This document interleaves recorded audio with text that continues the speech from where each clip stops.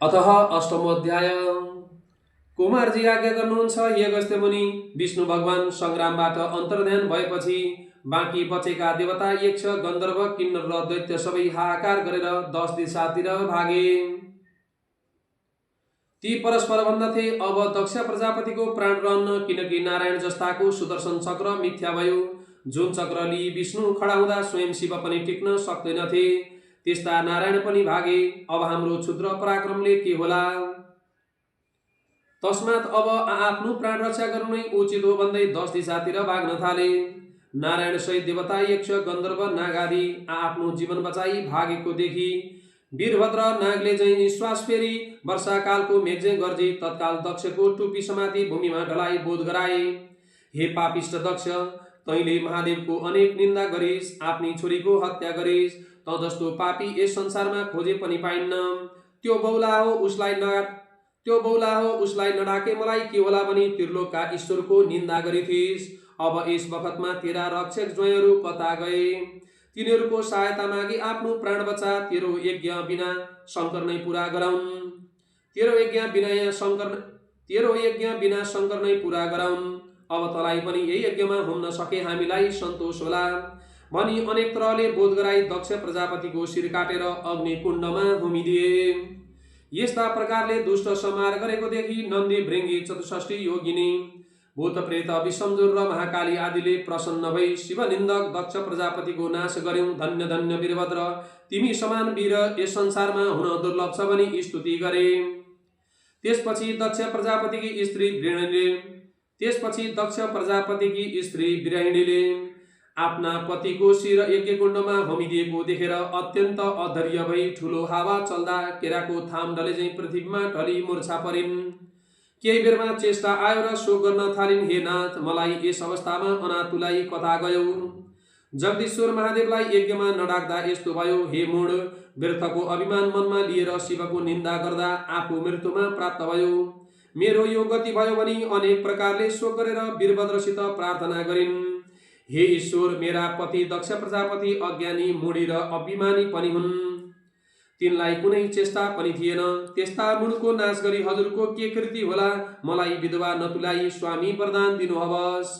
हे वीर, आफ्नो सृष्टि आफैले संहार गर्नु अनुचित हो। सृष्टि स्थिति संहार गर्ने महारुद्र पनि तिमी, महादेव पनि तिमी, आदि मध्य अन्त्य नभएका ब्रह्मा, विष्णु, शिव जे भने पनि तिमी नै हौ। हे भक्तवत्सल, मेरो मुख हेरी मेरा स्वामीको सबै अपराध क्षमा गरेर जीवनदान दिई सौभाग्यवती बनाउनुहोस् भनेर स्तुति गरेको इन्द्रादि देवताहरूले सुनि आकाशबाट पुष्पवृष्टि गरी हे वीरभद्र, दक्ष प्रजापतिलाई जीवनदान दिई विरणीलाई सन्तोष दिनुहोस् भनी आकाशवाणी गरे।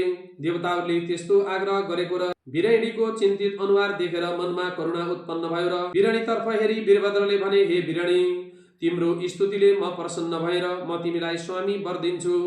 तिम्रो स्वामीको शिर मैले अघि नै अग्निकुण्डमा हुमिसकेँ। अब यज्ञमा बलिदिएको बोकाको शिर जोडेर जीवित पारिदिन्छु।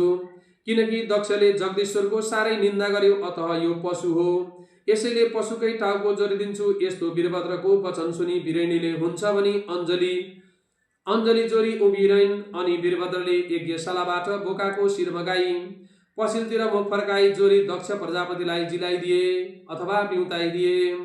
दक्ष प्रजापति जीवित भएपछि विरणीले मनमा सन्तोष मानी छागमुख अर्थात् बोकाको टाउको भएका स्वामी सहित वीरभद्र र महाकालीलाई दण्डवत प्रणाम गरी आफ्नो घर गए। यता वीरभद्र र महाकाली पनि देवता, यक्ष, गन्धर्व, किन्नर आदिको संहार गरी दक्षको यज्ञ विध्वंस पारी नन्दी, भृङ्गी, चतुष्ठी योगिनी, भूत प्रेत, प्रमदगण समेत त्यहाँबाट अन्तर्ध्यान भई कैलाशमा पुगी शिवजीलाई दण्डवत प्रणाम गरेर, हे ईश्वर, हजुरको आज्ञा अनुसार दक्षको यज्ञ विध्वंस पारी देवता, यक्ष, गन्धर्व र उसका समस्त रक्षक मारी दक्षको शिर छुट्याई अग्निकुण्डमा होमिसकेपछि उसकी स्त्री विरणीले आफ्ना स्वामी मरेको देखि साह्रै हीन भावले विलाप गर्न लागिन्। त्यो देखेर मैले अग्निकुण्डमा बलिदिएको बोकाको शिर ल्याएर पछाडि मुख फर्काई जोडेर दक्ष प्रजापतिलाई बेउताइदिएँ, बचाइदिएँ। जिलाई आयो भनी बिन्ती गरेर महादेव प्रसन्न भई, हे वीरभद्र, महाकाली, तिमी धन्य रहेछौ, म प्रसन्न भएँ। यति भनी ती दुवैलाई आफ्नो शरीरमा लीन गराए। त्यसपछि महादेवले प्राणप्रिया सतीलाई सम्झी दक्ष प्रजापतिले यज्ञ गरेको स्थानमा पुगेर हेर्दा अग्निकुण्डमा सुतिरहेकी सतीदेवीलाई देखी, हा सतीदेवी कैलाश शून्य तुलाई, मलाई एक्लै छाडी कता गयौ भन्दै साह्रै नै अधर्य भई वृक्ष ढले झैँ भूमिमा ढली मुर्छा परे। केही बेरमा चेतायो र हे प्यारी, अब मैले यस संसारमा बाँच्नु पनि व्यर्थ छ। मलाई एक क्षण पनि एक्लै नछाडी मेरै मुख्यान्जी बसेर मैले भनेका कथा पुराणहरू सुनिरहन्थ्यौ। मेरो वचन नमान्दा तिम्रो यो गति भयो। म यस स्थितिमा पुगे भन्दै मुड्कीले छातीमा ठोकी वर्षाकालमा आकाशबाट पानी परे झैँ मोतीका दाना जस्ता आँसुका ढिका खसाली विलाप गर्न लाग्नुभयो। हे प्रिय, म कतै गएर आउँदा सुनको कमण्डलु लिई गोडा धोइदिन आउँथ्यौ। हे प्यारी, मेरो खाने वस्तु भनेर विषभाङ धतुरो मेरो स्वामीले खाने वस्तु भनेर जतन गरी राख्दथ्यौ। अब को राखिदेला, तिमी बिना मेरो चित्त कसरी रहला। यसरी भन्दै कहिले काखमा लिने, कहिले अङ्कमाल गर्ने, कहिले मै खाने, कहिले छातीमा राख्ने, कहिले सतीदेवीको हात समाई आफ्नो छातीमा राख्ने, यसरी अनेक तरहका शोक गरी सतीदेवीको मृत शरीर पिठ्यौमा बोकेर बौला जस्तै भएर पृथ्वी भ्रमण गर्न थाले। महादेवले पीठमा बोकेकी हुनाले गलित वा दुर्गन्धित केही पनि भएनन्, केवल निधाय जस्ती भएर रहिन्। इति श्री स्कंद पुराणे केदारखण्डे माघमात्म्ये कुमार अगस्त्य संवादे श्री स्वस्तानी परमेश्वर्या व्रत कथायां महादेव पृथ्वी भ्रमण वर्णनो नाम अष्टमोऽध्याय। हरे नमः।